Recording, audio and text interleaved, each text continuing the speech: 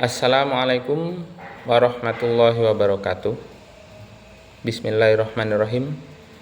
Berjumpa lagi dengan saya Amir Hosen, mahasiswa Universitas Islam Negeri Cyber Syekh Nurjati Cirebon, semester 6 kelas A31 dengan nomor induk mahasiswa 228 113 1539. Pada kesempatan yang berbahagia ini, saya akan menyampaikan presentasi mengenai pendidikan luar sekolah dalam konteks pendidikan Islam.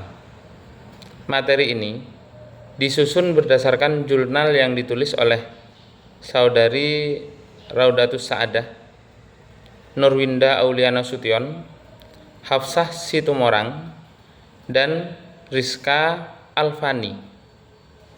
Mereka adalah mahasiswi dari Universitas Islam Negeri Sumatera Utara.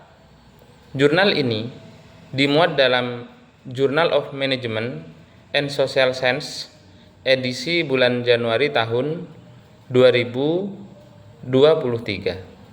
Presentasi ini saya buat untuk melengkapi tugas mata kuliah pendidikan PAI luar sekolah dengan dosen pengampu Ibu Husnul Khotimah, MPD. Presentasi ini akan menguraikan peran, sejarah, serta relevansi pendidikan luar sekolah atau yang biasa dikenal dengan PLS dalam konteks pendidikan Islam di Indonesia. Langsung saja ya, kita masuk ke materi. Yang pertama, latar belakang. Pendidikan luar sekolah adalah sebuah mekanisme penting dalam sistem pendidikan nasional yang memberikan peluang kepada masyarakat untuk terus belajar di luar jalur pendidikan formal. Pendidikan luar sekolah menjawab kebutuhan masyarakat yang tidak bisa mengakses pendidikan formal, serta menjadi sarana pengembangan pengetahuan dan keterampilan seumur hidup. Dalam konteks pendidikan Islam, pendidikan luar sekolah sangat erat kaitannya dengan upaya pembinaan keagamaan, moral, dan spiritual, serta memperkaya nilai-nilai keislaman dalam kehidupan sehari-hari. Oleh karena itu, pendidikan luar sekolah menjadi bagian penting dalam membentuk generasi yang tidak hanya cerdas secara akademis, tapi juga memiliki akhlak yang mulia. Kalau biasa dikenal dengan kata-kata adab di atas ilmu. Selanjutnya, tujuan penelitian. Penelitian ini bertujuan untuk menjelaskan bagaimana pendidikan luar sekolah dapat menjadi bagian integral dalam pendidikan Islam. Selain itu, penelitian ini menelusuri sejarah pendidikan Islam non-formal di Indonesia, sekaligus mengkaji payung hukum dan faktor-faktor yang mempengaruhi berkembangnya pendidikan luar sekolah.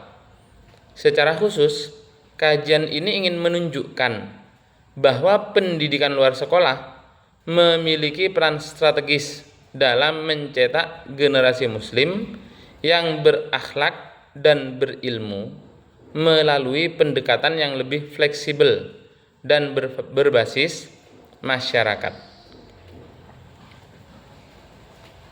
Selanjutnya, metodologi penelitian. Penelitian ini menggunakan metode kualitatif dengan pendekatan kepustakaan atau studi literatur. Data diperoleh dari berbagai sumber seperti buku, jurnal ilmiah, peraturan perundang-undangan, dan karya ilmiah lainnya yang relevan. Data yang telah dikumpulkan kemudian dianalisis secara deskriptif untuk menggambarkan fakta-fakta, konsep, serta fenomena terkait pendidikan luar sekolah dalam sistem pendidikan Islam. Metode ini dipilih karena dapat memberikan gambaran menyeluruh mengenai konsep dan implementasi pendidikan luar sekolah dari berbagai sudut pandang teoritis. Selanjutnya, jalur pendidikan di Indonesia. Dalam Undang-Undang Sistem Pendidikan Nasional Nomor 20 Tahun 2003, jalur pendidikan di Indonesia dibagi menjadi 3. Yang pertama formal, yang kedua non formal, dan yang ketiga informal. Jalur formal mencakup pendidikan dasar hingga perguruan tinggi. Sedangkan jalur non formal seperti kursus, pelatihan, keterampilan, dan pesantren kilat bersifat lebih fleksibel dan kontekstual. Sementara itu, pendidikan informal diperoleh dari lingkungan keluarga dan masyarakat.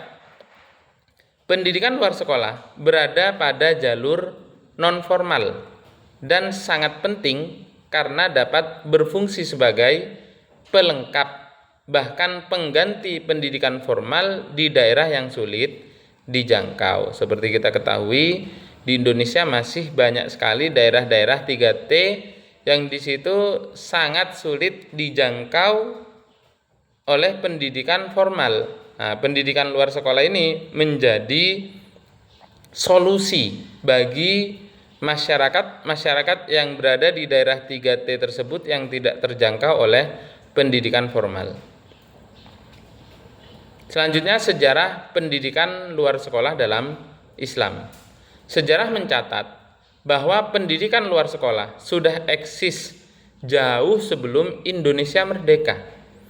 Pendidikan ini berjalan melalui kegiatan di surau, masjid, dan keluarga, tempat masyarakat belajar agama dan nilai-nilai kehidupan.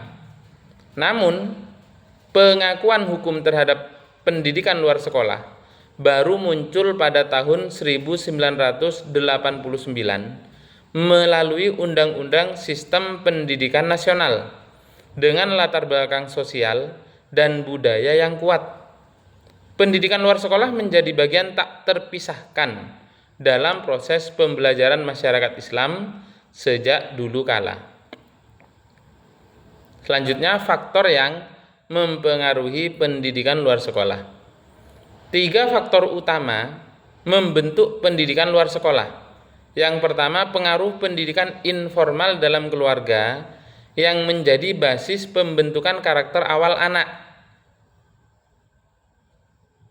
Seperti kita ketahui, al-madrasatul ula, ibu adalah sekolah yang pertama. Jadi yang membentuk karakter awal anak adalah di keluarga melalui pendidikan informal. Kedua, tradisi masyarakat seperti adat istiadat yang menanamkan nilai gotong royong, etika, dan moral melalui pembelajaran lintas generasi. Kemudian yang terakhir, yang ketiga, pengaruh agama yang menekankan pentingnya membaca, menuntut ilmu, dan berdakwah, seperti perintah dalam Al-Quran. Surat Al-Alaq ayat pertama, yaitu ayat pertama yang diturunkan, yang diwahyukan oleh Allah kepada Nabi Muhammad saat sedang berada di Gua Hira, yang berbunyi Iqra bismi rabbikal ladzi khalaq. Iqra, bacalah. Kemudian dalam ayat-ayat lain juga banyak, seperti fa'lam annahu la ilaha illallah, ketahuilah. Perintah untuk mengetahui itu ya akan didapatkan melalui pendidikan. Dalam riwayat-riwayat hadis juga banyak perintah-perintah untuk belajar, seperti thalabul ilmi fardhatun ala kulli muslim. Mencari ilmu itu wajib bagi setiap orang Islam. Mencari ilmu di sini tidak hanya pada pendidikan formal saja, tapi bisa pendidikan non formal atau pendidikan informal, ya, seperti pendidikan luar sekolah ini. Ketiga faktor ini bersatu dalam membantu, saya ulangi, Ketiga faktor ini bersatu dalam membentuk pondasi kuat bagi berkembangnya pendidikan luar sekolah, khususnya dalam masyarakat Muslim. Yang selanjutnya, dasar hukum pendidikan luar sekolah. Pendidikan luar sekolah memiliki legitimasi yang kuat secara hukum. Legitimasi itu ya semacam pengakuan. Beberapa dasar hukumnya antara lain Undang-Undang Dasar 1945, Undang-Undang Nomor 2 Tahun 1989, Undang-Undang Nomor 20 Tahun 2003 tentang Sistem Pendidikan Nasional, serta Keputusan Pemerintah Nomor 73 Tahun 1991. Pasal 26 Undang-Undang Sisdiknas 2003 secara khusus menyebut bahwa pendidikan non-formal diselenggarakan bagi masyarakat yang memerlukan layanan pendidikan sebagai pengganti, penambah, atau pelengkap pendidikan formal. Dengan dasar hukum ini, pendidikan luar sekolah memiliki posisi strategis dalam sistem pendidikan nasional. Selanjutnya, pendidikan Islam luar sekolah. Pendidikan Islam luar sekolah bertujuan membentuk pribadi muslim yang berakhlak, berilmu, dan bertanggung jawab. Aktivitas ini mencakup pengajian, majelis taklim, dan pesantren kilat. Dalam Islam, pendidikan tidak dibatasi oleh usia atau tempat, tapi merupakan kewajiban sepanjang hayat. Seperti disebutkan, utlubul ilma minal mahdi ilal lahdi. Mencarilah ilmu mulai dari ayunan, mulai dari buayan, mulai dari lahir sejak kecil, ilal lahdi sampai ke liang lahat, maksudnya sampai mati. La yazalul mar'u aliman iza tolaba wa iza donnahu aliman faqad jahila. Jadi tidak henti-hentinya seseorang itu dikatakan sebagai orang yang pintar ketika dia terus mencari ilmu, dan ketika dia menyangka bahwa dirinya itu adalah orang yang pintar sehingga tidak mau lagi untuk belajar, maka sungguh saat itu dia menjadi orang yang bodoh. Oleh karena itu, pendidikan luar sekolah menjadi sarana efektif dalam menyampaikan nilai-nilai agama kepada masyarakat luas dengan pendekatan yang lebih fleksibel dan langsung. Selanjutnya, tujuan pendidikan Islam luar sekolah. Tujuan utama pendidikan Islam luar sekolah adalah menjadikan manusia yang beriman, bertakwa, dan berakhlak mulia. Dasarnya tertuang dalam Quran surat Al-Jumu'ah ayat 2 yang menegaskan pentingnya menyampaikan ilmu, mensucikan jiwa, dan membimbing umat. Dengan tujuan tersebut, pendidikan Islam luar sekolah mampu mengisi kekosongan pendidikan agama yang tidak sepenuhnya diperoleh dari sekolah formal, terutama di era modern yang penuh tantangan moral dan spiritual. Faktor pendukung pendidikan Islam luar sekolah. Keberhasilan pendidikan luar sekolah sangat dipengaruhi oleh beberapa faktor. Di antaranya, yang pertama, teknologi yang digunakan harus sesuai dengan kondisi masyarakat. Itu yang pertama. Yang kedua, harus ada lembaga atau wadah milik masyarakat sendiri yang mampu menjalankan kegiatan ini. Yang ketiga, program belajar harus relevan dan bermakna bagi kehidupan peserta didik.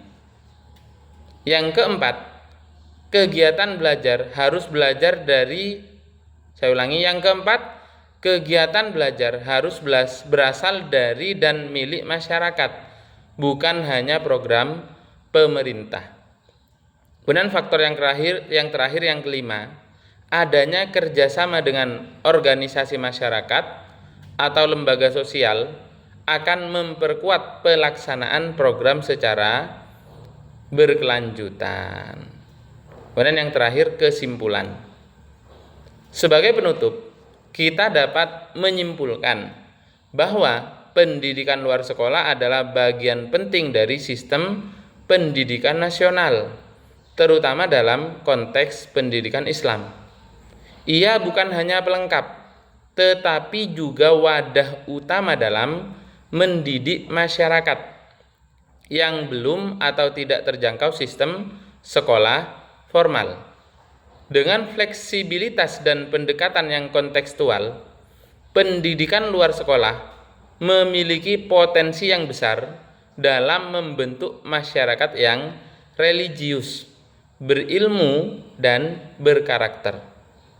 Semoga peran pendidikan luar sekolah ke depan semakin diperkuat dan didukung oleh berbagai pihak agar dapat mencerdaskan kehidupan bangsa secara menyeluruh.